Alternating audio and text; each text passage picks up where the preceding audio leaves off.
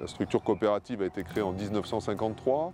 On est grosso modo à la troisième, voire quatrième génération. 3 générations de viticulteurs pour un vignoble 3.0 avec de la biodiversité, sans insecticides toxiques pour les abeilles et surtout sans engrais chimiques. C'est parti d'un constat.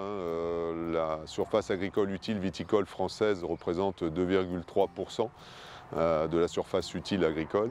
Et pour autant, nous consommons beaucoup de pesticides. Et donc la première idée a consisté à réduire justement cette quantité de pesticides dans nos usages. Ici, dans l'AOC Buzet, on innove pour une vigne saine sur un sol vivant depuis près de 70 ans. C'est la coopérative des vignerons de Buzet qui imprime le rythme.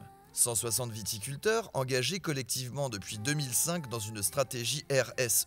Depuis l'an passé, 95% du vignoble de l'AOC Buzet est en HVE, en bio ou conversion bio. Le fruit d'un travail collectif. Tous nos vignerons veulent absolument rester inscrits dans ce territoire et veulent continuer à pouvoir vivre honorablement de leur travail. Donc il faut essayer de trouver des solutions à la fois techniques, mais aussi économiques, avec des aides, des aides pour des paiements pour services environnementaux par exemple, tout un accompagnement d'ordre plus psychosociologique pour essayer d'évaluer avec eux quels sont réellement les freins de ce changement et comment on pourrait les lever pour progresser et continuer à vivre de ce métier sur ce territoire.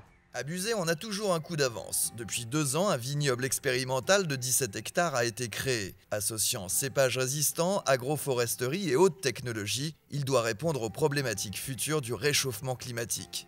Être considéré comme un pionnier, c'est aussi une responsabilité pour une entreprise. Ça nous pousse à aller chercher en permanence de nouveaux projets, à aller un petit peu plus loin et donc on a cette responsabilité peut-être de continuer à trouver des voies de progrès et à innover.